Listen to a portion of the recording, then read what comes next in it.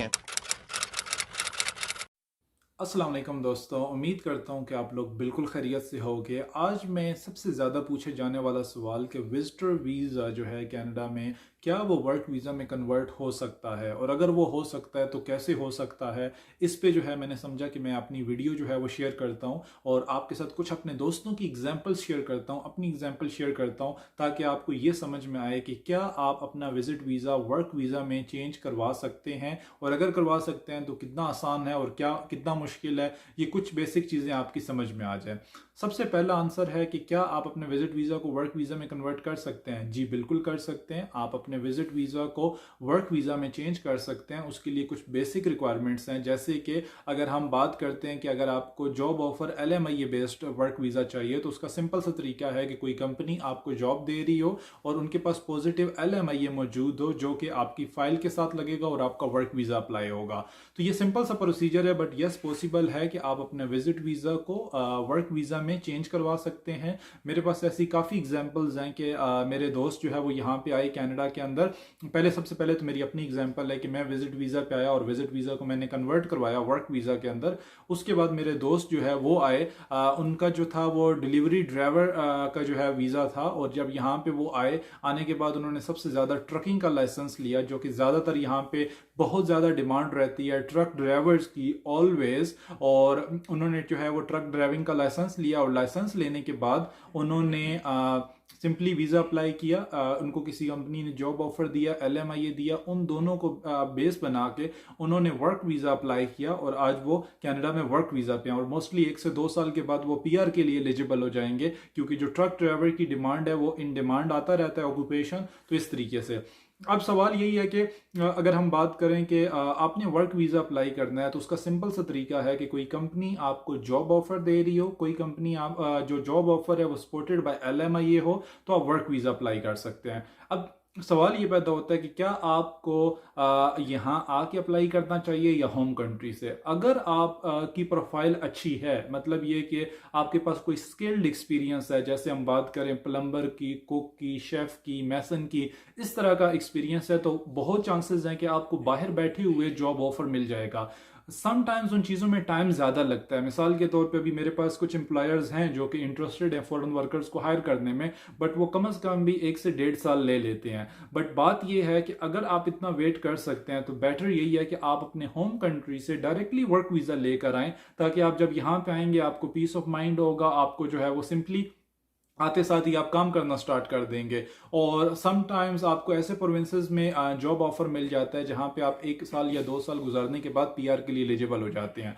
लेकिन दूसरे केसेस में अगर हम बात करें कि आपने रिसेंटली विजिट वीज़ा अप्लाई किया, या आपने विजिट वीज़ा अप्लाई करने का सोच रहे हैं, या ऑलरेडी आपके पास विजिट वीज़ा मिल चुका है, तो बिल्कुल मुमकिन है कि अगर आपको कोई जेन्युइन एम्प्लॉयर मिलता है जिसको फॉरेन वर्कर्स चाहिए, जिसके पास जॉब ऑफर मौजूद है, जिसके पास LMIA मौजूद है, तो आप अपना विजिट वीज़ा वर्क वीज़ा में कन्वर्ट कर सकते हैं। मोस्टली जो वर्क वीज़ा मिलता है वो 2 साल का मिलता है, और 2 साल के बाद आपको वो एक्सटेंड करवाना पड़ता है, रिन्यू करवाना पड़ता है। अगर आपकी ओवरऑल प्रोफाइल इस काबिल है कि आप अपना 1 साल का एक्सपीरियंस गेन करने के बाद PR के लिए एलिजिबल हो जाएं, तो वो भी कुछ प्रोविंसेस के अंदर ऑप्शन होता है। तो वहां पे आप जो है वो विजिट वीज़ा वर्क वीज़ा में कन्वर्ट करने के बाद 1 2 साल गुजारने के बाद आप PR के लिए एलिजिबल हो सकते हैं। अब सवाल ये पैदा होता है कि इसमें कितना खर्चा आ जाता है या कितना टाइम लगता है। सबसे इंपॉर्टेंट चीज़ ये कि खर्चे का कोई फिक्स अमाउंट नहीं है। अगर कोई बंदा भी आपको ये कह रहा है कि जी इतना खर्चा आ जाएगा, तो वो जस्ट अपनी एक जो है वो क्या कहते हैं इंफॉर्मेशन प्रोवाइड कर रहा है,